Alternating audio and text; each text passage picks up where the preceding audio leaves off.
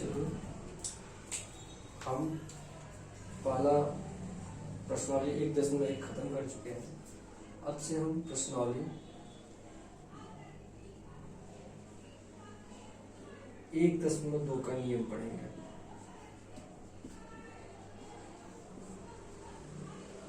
तो पहले हम नियम को अच्छे से जान लेते हैं। प्रश्नावली को शुरू करने से पहले अगर नियम को पता है तो हम आसानी से सवाल को हल कर सकते हैं। तो इस प्रश्नावली में म स और ल स पे आधारित प्रश्न हैं और उनको हल करने के लिए हमें इन नियमों की जरूरत पड़ेगी। तो हम यह मान के चलते हैं कि हम पिछली क्लास में कुछ भी नहीं पढ़े हैं, तो जितने भी बेसिक चीजें हैं हम उनको साथ में लेके चलते हैं और एकदम बेसिक से लेके चलते हैं। तो प्रश्नावली 1.2 का नियम सबसे पहले हम जान लेते हैं गुणनखंड तथा गुणज। गुणनखंड तथा गुणज।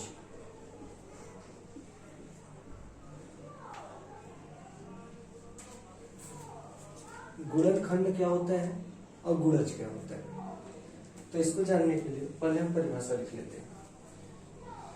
यदि कोई संख्या a संख्या b को पूर्णतया विभक्त करे तो संख्या a को संख्या b का गुणज कहते हैं।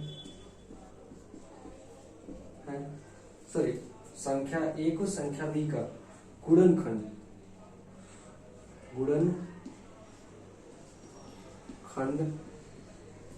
कहते हैं तथा संख्या b को संख्या a का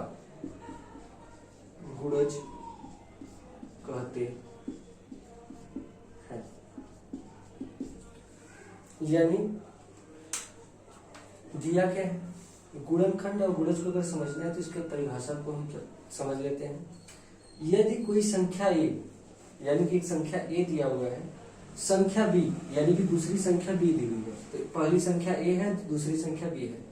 यदि कोई संख्या a संख्या b को पूर्णतया विभक्त करे, पूर्णतया मतलब पूरी तरीके से a का b में भाग देने पर b पूरा का पूरा कट जाए, तो संख्या a को अगर a का भाग b में दिए और भाग पूरा पूरा चला गया यानी कि शेषफल 0 आ गया, तो संख्या a को संख्या b का गुणनखंड कहते हैं तथा जो b होता है संख्या b वो a का गुणज कहलाता है। तो हम इसका एक एग्जांपल के माध्यम से समझते हैं इसको, तो हमको समझ में आता है। जैसे मान लीजिए दो संख्याएं, a का मान हम 7 मान लेते हैं और b का मान हम 21 मान लेते हैं। अगर हम क्या कहा है, संख्या a संख्या b को पूर्णतया विभक्त करें तो किसको काट रहा है, b को। अगर b को काट रहा है तो b में भाग देंगे।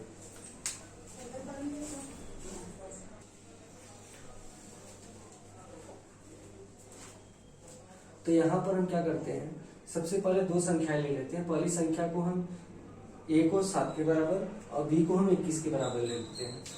अब इसमें कह क्या रहा है कि यदि कोई संख्या a यानी कि संख्या a संख्या b को पूर्णतया विभक्त करे, तो b पूर्णतया विभक्त हो रही है, यहाँ पर b को पूरा पूरा विभक्त करना चाहिए, तो यानी कि b में हम भाग देंगे किसका, a का।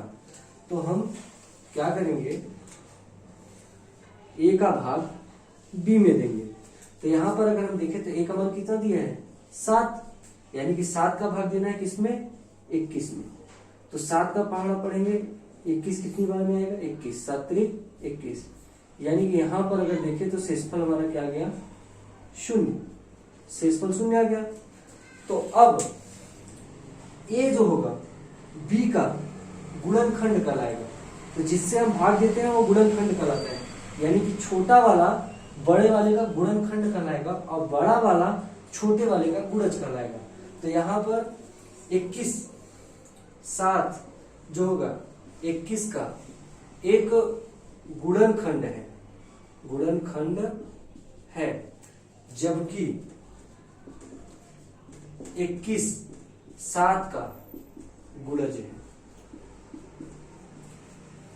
तो यहां पर एक चीज समझना है, अगर हम इस चीज को समझ लेते हैं तो हमको ये गुणनखंड और गुणज आसानी से समझ में आ जाएगा।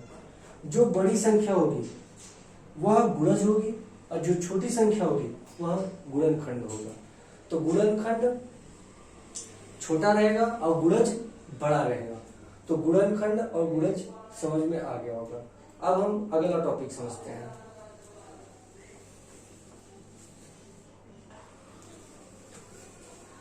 अब हम जान गए, अब हमने यह जान लिया गुणनखंड और गुणज क्या होता है। अब हमारा अगला टॉपिक है मस।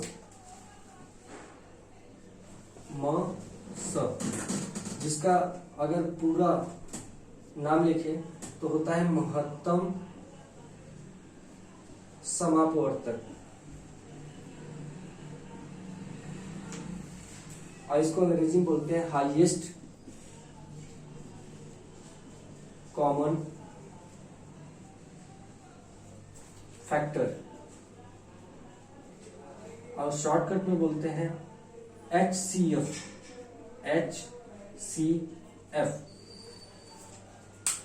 अब महत्तम समापवर्तक क्या होता है? तो दो संख्याओं का मौस, यहां पर लिख देते हैं, दो संख्याओं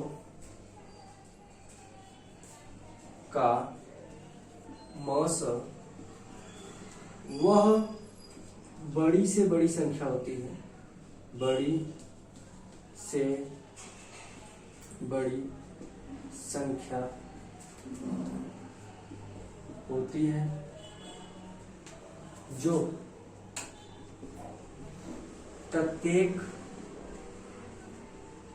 दी गई संख्या को पूर्णतया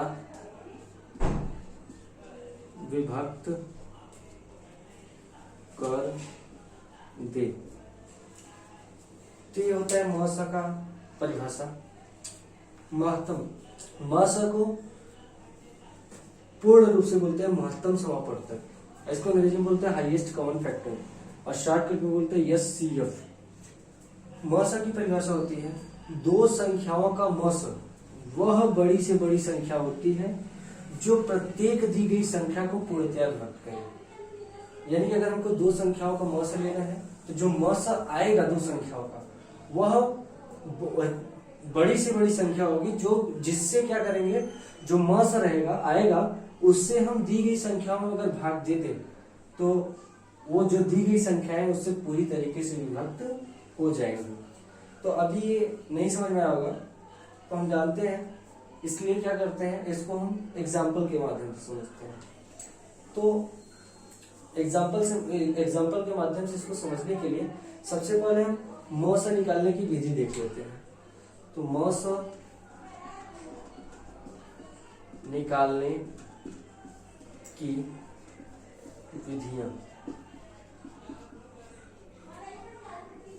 तो मौस निकालने की कितनी विधि होती है? तो मौस निकालने की दो विधियां होती है। पहला होता है भाग विधि। भाग विधि, तो मौस निकालने की पहली विधि होती है भाग विधि, और दूसरी विधि होती है गुणनखंड विधि।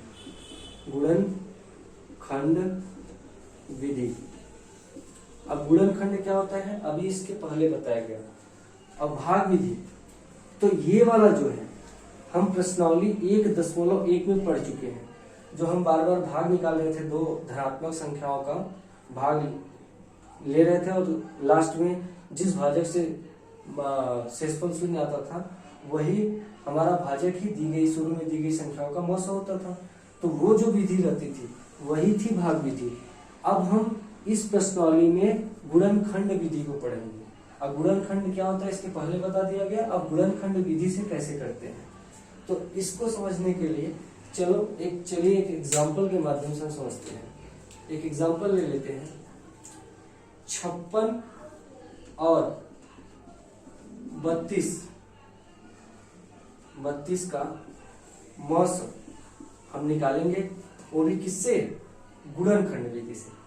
तो गुणनखंड विधि से हल करने के लिए सबसे पहले हमको यह मालूम होना चाहिए कि जब भी हम गुणनखंड करते हैं तो उस संख्या का गुणनखंड करने के लिए पहले हम उसे 2 से काटते हैं, फिर पहले 2 के रूप में लिखते हैं, फिर उसके बाद 3 से, फिर उसके बाद 5 से, फिर उसके बाद 7 से, फिर उसके बाद 9 से नहीं काटेंगे क्योंकि 3 से अगर कट रहा है तो 9 से भी कटेगा।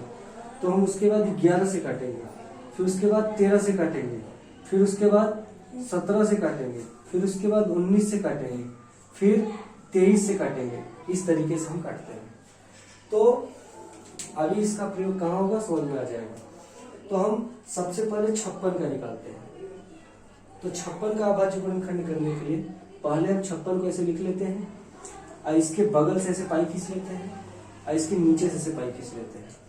अब इसको हमको काटना है तो पहले हम 2 से काटेंगे। 2 से अगर ये कट रहा है तो काट देंगे, अगर 2 से नहीं कट रहा है तो हम 3 से ट्राई करेंगे, फिर 3 से भी नहीं कटेगा तो 5 से ट्राई करेंगे, फिर 5 से भी नहीं कटेगा तो 7 से ट्राई करेंगे। इस तरीके से हम ट्राई करते हैं, लेकिन स्टार्ट हम यहीं से करेंगे हर स्टेप में। तो पहले हम 2 ले लेते हैं। तो 2 का पहाड़ा पढ़ो, 5 से अधिक नहीं जाना चाहिए। 2 दूना के 4, बचा 1 और 1 6 के साथ में आ जाएगा तो हो जाएगा 16। 2 8 16, उसके बाद ये बचा 28। अब 28 को फिर हम शुरू से स्टार्ट करेंगे, पहले 2 से काटना स्टार्ट करेंगे। अगर 2 से नहीं कटेगा तब 3 से।